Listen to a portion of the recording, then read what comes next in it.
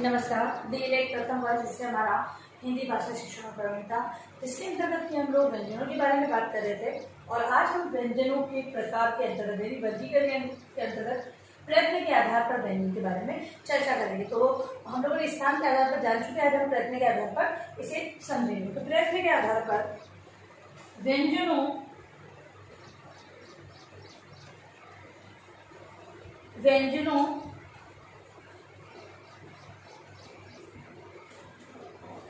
ध्वनियों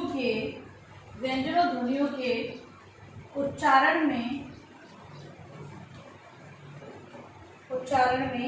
स्वर तंत्री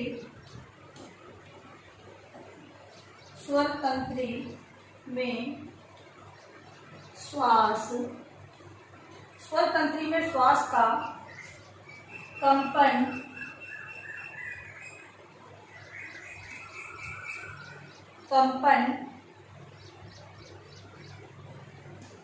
श्वास यानी प्राण की मात्रा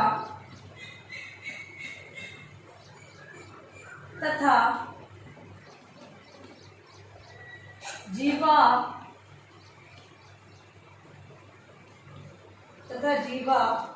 या अन्य अवयवों द्वारा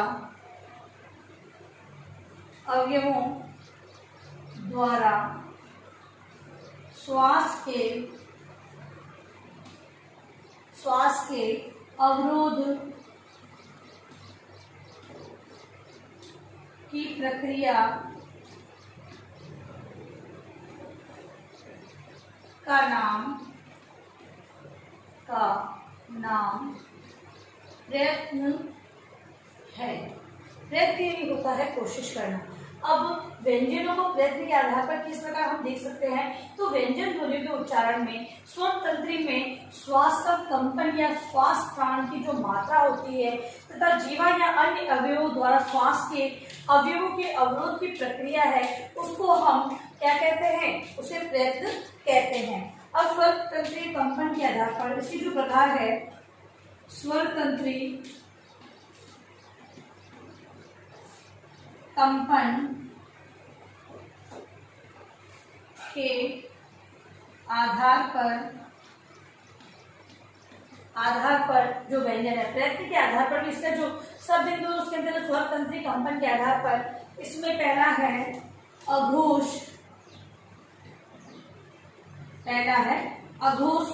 व्यंजन। अब अघोष के अंतर्गत जिन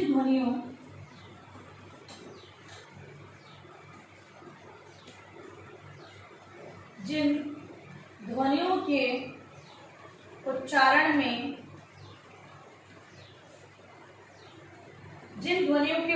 में स्वर तंत्रियों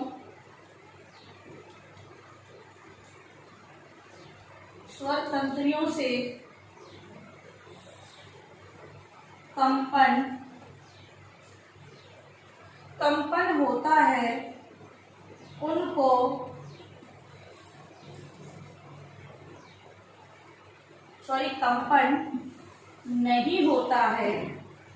कंपन नहीं होता है, उनको अघोष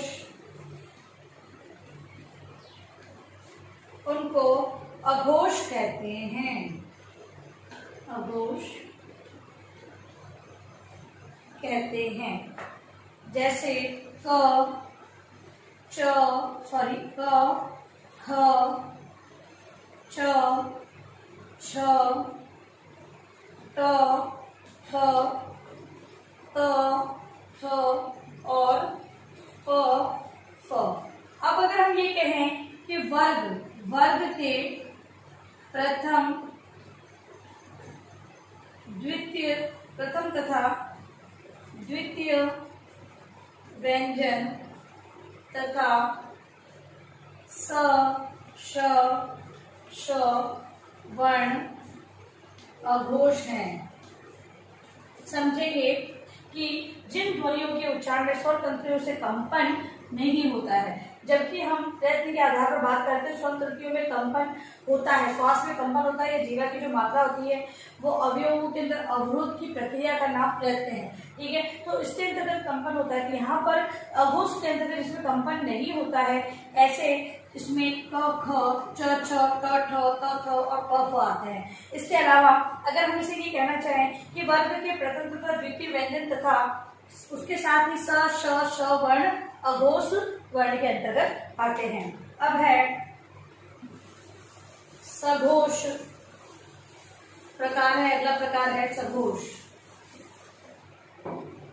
दूसरा है सघोष। मतलब यहाँ पर स्वर तंत्रियों में क्या होगा, कंपन की स्थिति होगी। जिन ध्वनियों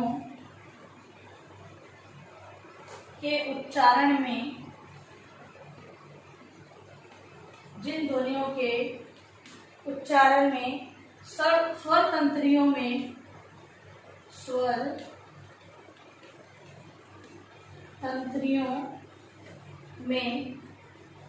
कंपन होता है,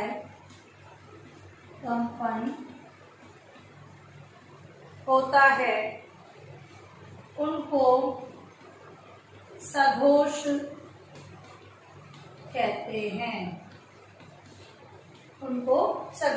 हैं। इसके अंतर्गत की जो आते हैं वो है ग, घ, अंग, इसके अलावा ग घ अंग, ज झ अय, इसके अलावा ड ढ अण द ध न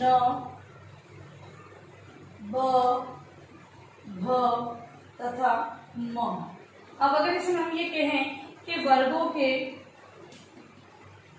के तृतीय, चतुर्थ तथा पंचम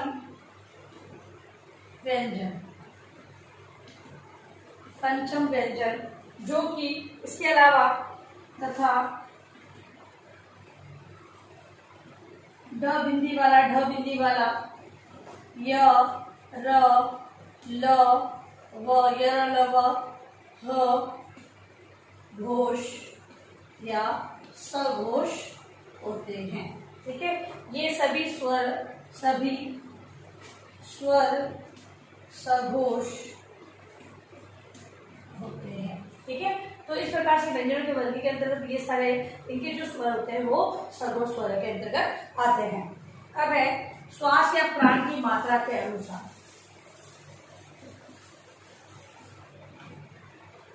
अगला जो प्रकार है वो है श्वास तथा श्वास ब्रैकेट में प्राण की मात्रा के अनुसार,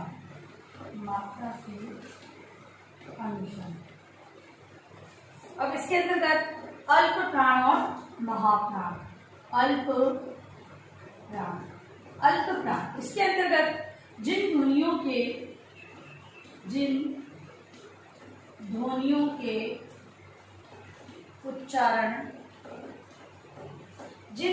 उच्चारण में श्वास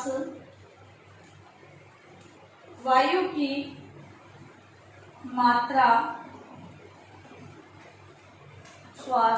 मात्रा कम होती है,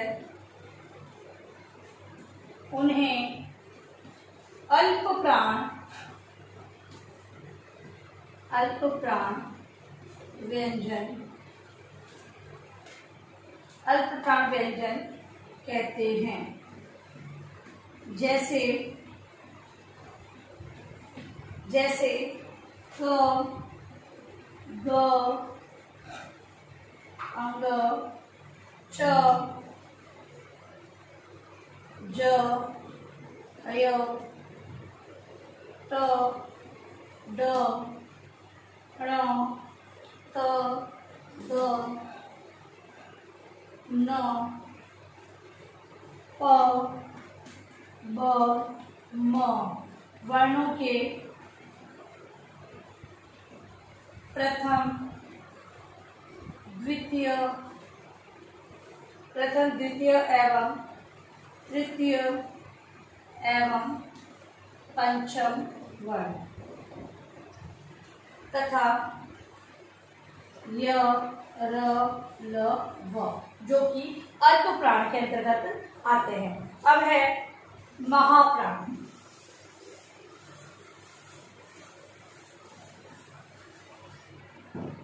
अगला है जो इसका प्रकार वो है महाप्राण। महाप्राण जिन ध्वनियों के उच्चारण में जिन ध्वनियों के उच्चारण में श्वास वायु की मात्रा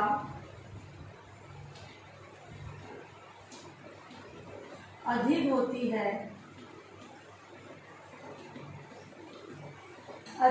है उन्हें महाप्राण कहते हैं। क्योंकि जो प्रकार है वो यही है कि श्वास या प्राण की मात्रा के अनुसार, तो अल्प प्राण में मात्रा श्वास की या प्राण वायु की मात्रा कम होती है, जबकि जो महाप्राण है इसकी श्वास वायु की मात्रा अधिक होती है। अब जैसे इसके अंतर्गत जैसे उदाहरण है ख, घ, छ, झ, ठ, ड, थ, ध, फ, घ। और ये कहें कि वर्गों के तृतीय व चतुर्थ वर्ण, वर्गों के द्वितीय व चतुर्थ वर्ण इसके अंतर्गत आते हैं। इसके अलावा ह और न, म, ल के महाप्राण रूप ये है न्य। अगर न्य बोले तो ये महाप्राण के अंतर्गत आएगा न और म। अगर मह बोले तब भी इसके अंतर्गत आएगा तथा ल्यह, ल और ह, ये क्या है, ये महाप्राण के अंतर्गत आते। तो इस प्रकार से हमने प्रयत्न के आधार पर आज जो व्यंजनों को समझा है उसी को गृह कार्य के रूप में आप लोग लिख कर लेंगे। तो यहाँ पर अपना जो व्यंजन का टॉपिक है वो समाप्त होता है। स्वर और व्यंजन जो कि हमने पढ़ लिया है, तो आप लिखेंगे आपके होमवर्क प्रश्न है आपका प्रयत्न के आधार पर व्यंजन को समझाइए। प्रयत्न के आधार पर व्यंजन को समझाना है और अंत में इस महामारी के दौर में कम से कम या आवश्यक कार्य होने पर आप बाहर जाए। यदि बाहर जाते हैं तो 3 बातों का विशेष ध्यान रखें, मास्क लगाएं, सोशल डिस्टेंस बनाएं और हाथों को बार-बार सैनिटाइज करते हैं। सुरक्षित सभी का ध्यान रखें।